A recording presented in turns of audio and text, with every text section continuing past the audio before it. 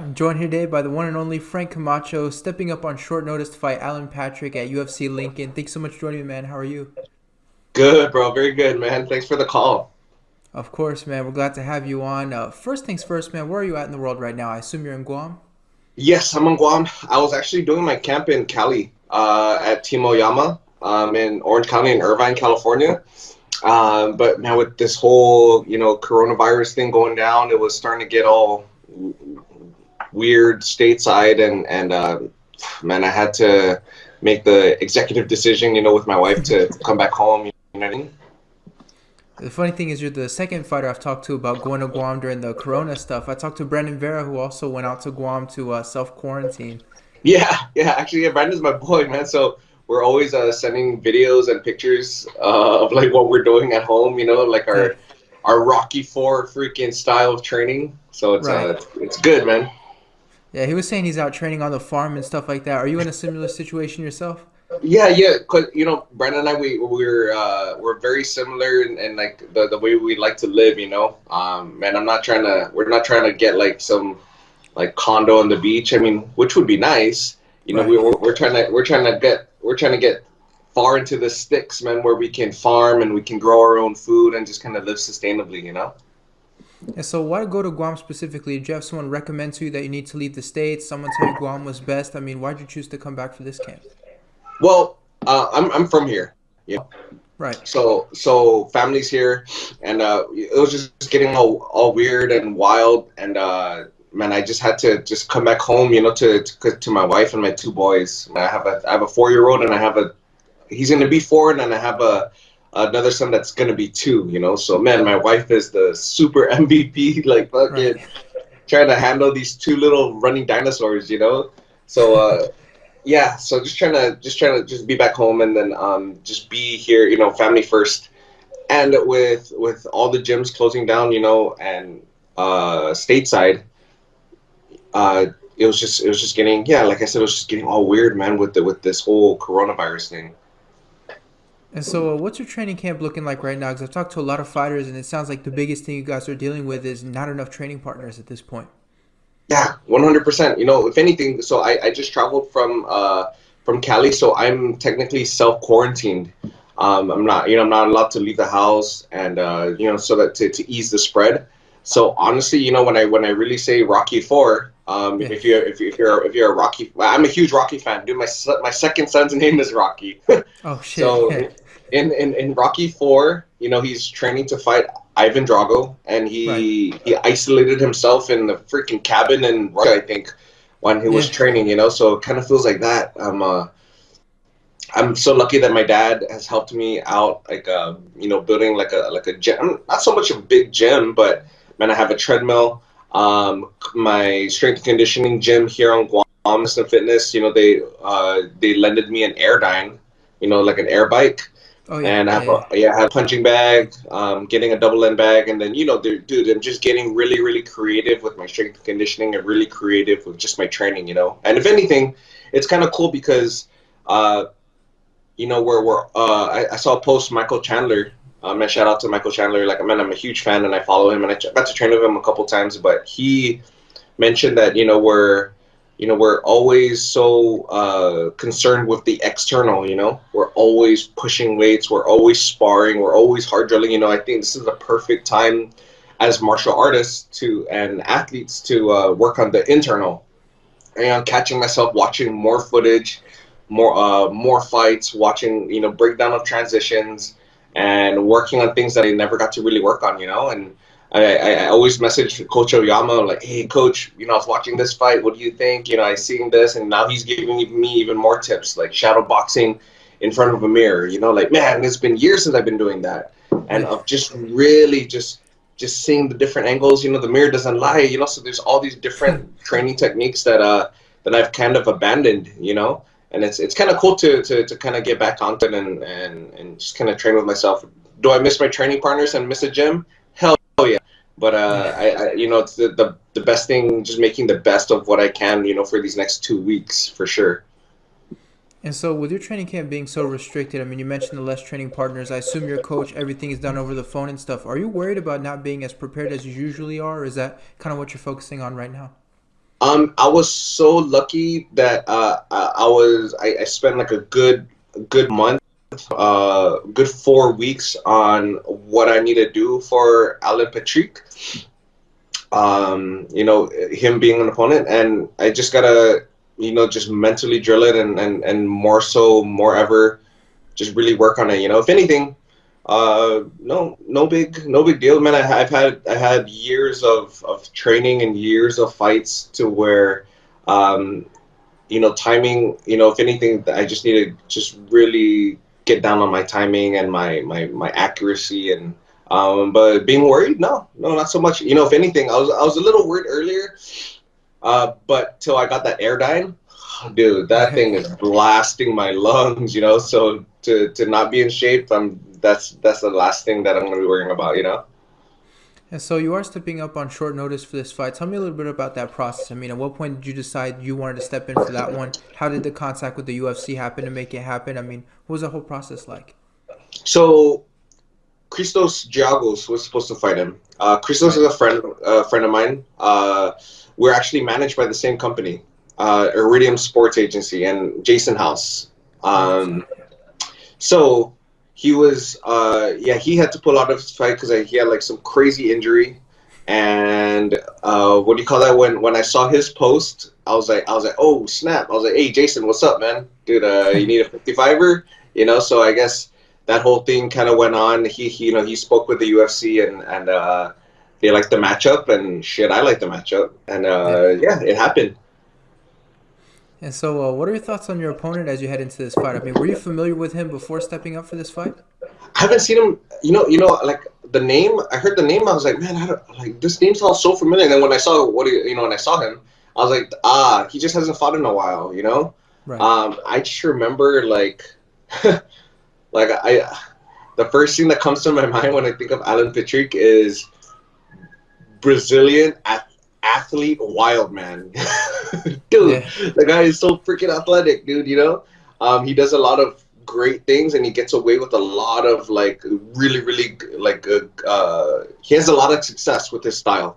So I just got to make sure that I just stay sharp and stay clean, and implement my style to combat his. He makes quite a few mistakes, that I'm going to try to capitalize on, and I'm sure he sees the same for me. So, but yeah, and you're right. It's a very cliche answer, but it's a matchup Yeah. that I'm very excited about. If anything, man, I'm just gonna, because of my last fight with Benil, learned a lot.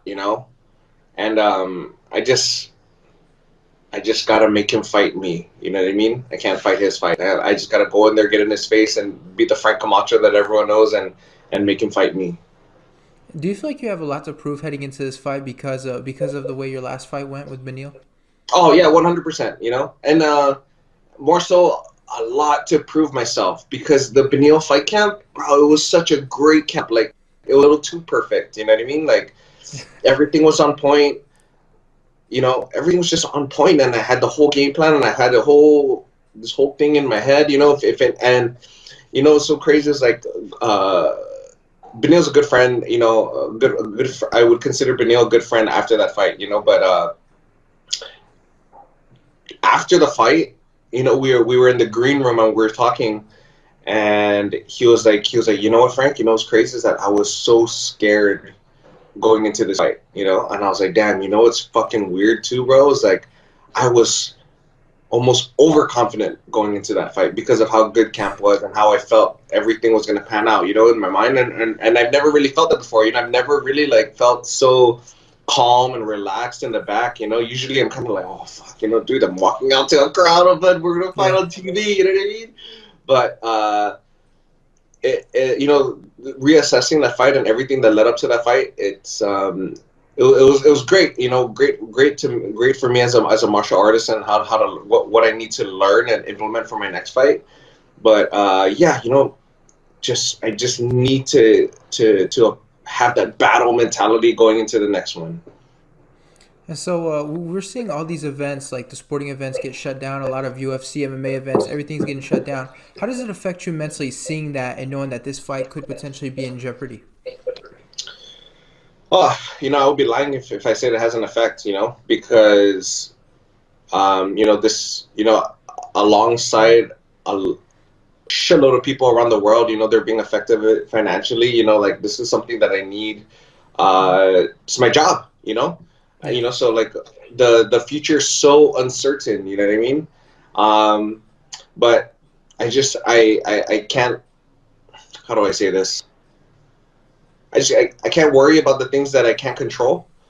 So I'm as of right now just continue to train, continue to prep. Yeah, the fight might be postponed, right? We just never know what's gonna go on.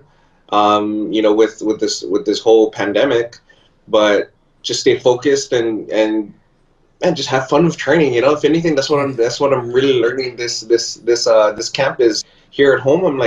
I'm wanting to go outside and do these workouts. Like I want to go outside and hit the bag. There's things that I'm watching on footage that I want to practice. You know what I mean? So, uh, yeah, it's definitely having an effect on me, and I'm sure with a lot of fighters because now we're having to step outside of the norm, right? Of a normal fight camp or a normal Right. training session, um, and I feel like this is where we're really gonna grow. But yeah, we it's just so uncertain. We just don't know. We don't know what's gonna happen next week. Shoot, we don't even know what's gonna happen in the next 2-3 days. You know what I mean? Like Right. there's so much steam with the whole Tony Ferguson Khabib fight that I want to see, but Right. like I just hope everything just kind of pans out and works out. You know what I mean? So at the end of the day, man, it's like for the safety of the fighters, the safety of the staff, and safety of the fans, right?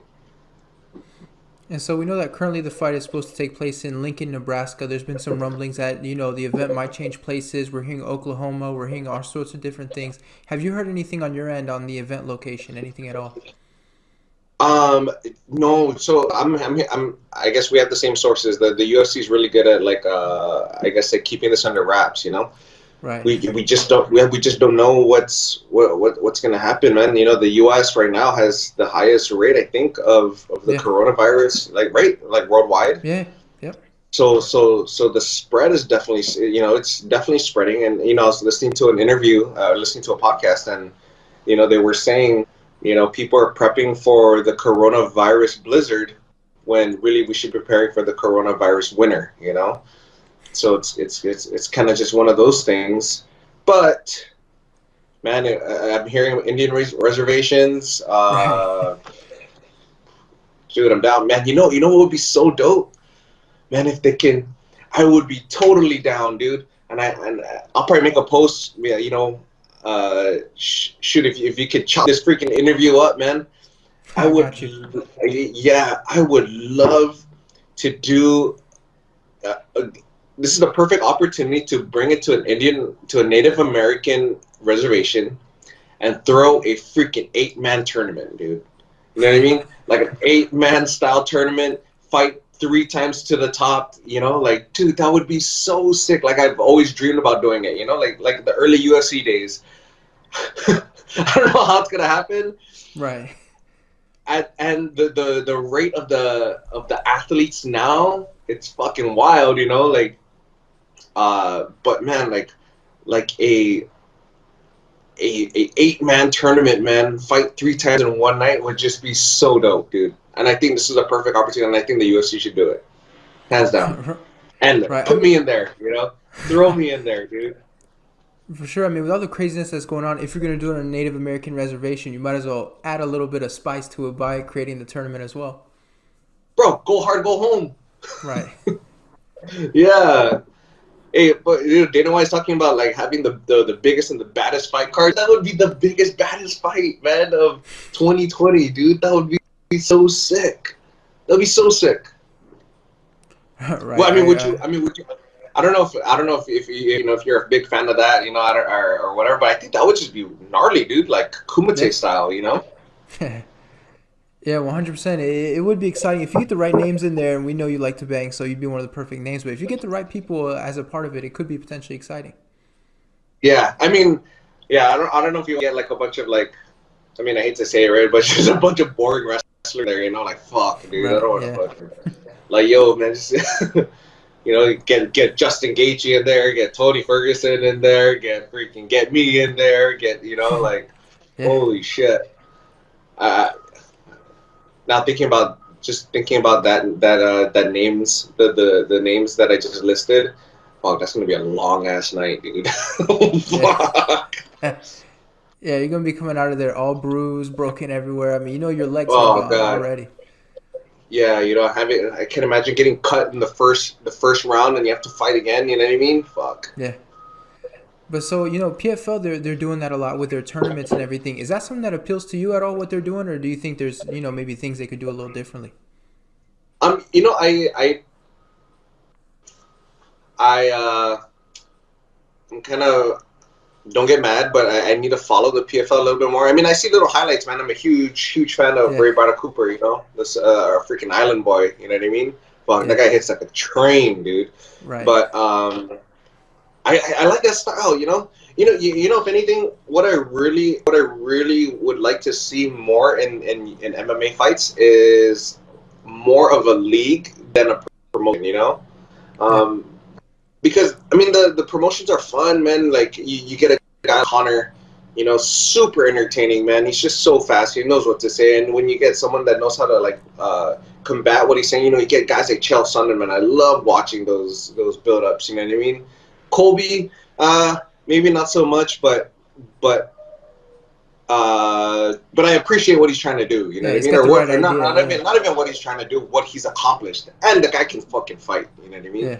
But I would like to see something more on the league side. Like where you just fight, you win, you climb the ranks. You fight, you win, you climb the ranks. You earn your spot, and it's something that sports fans can really can really can follow and can really understand.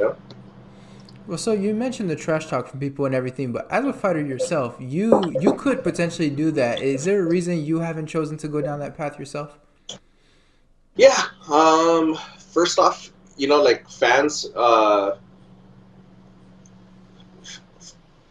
Also, okay. I think first off, the reason why I don't is because I'm a father, and maybe I just pride myself a little too much on the way that I want my kids and my nephews and nieces and the island to see me. Like Right. I don't.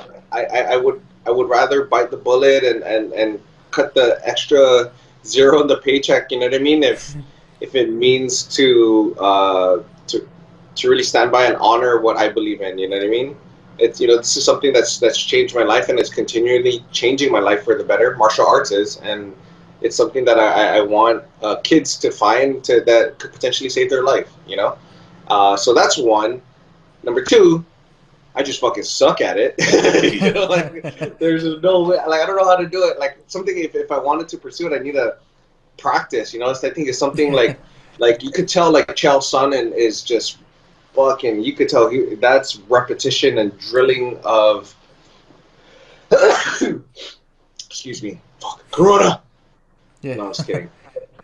No, yeah, like it's a skill acquired and developed, and I just don't have that, man. I fucking suck at shit talking. If anything, like the wifey and I were always talking about what's gonna happen if someone like starts talking mad shit to you, babe. Whatever. I'm Yeah.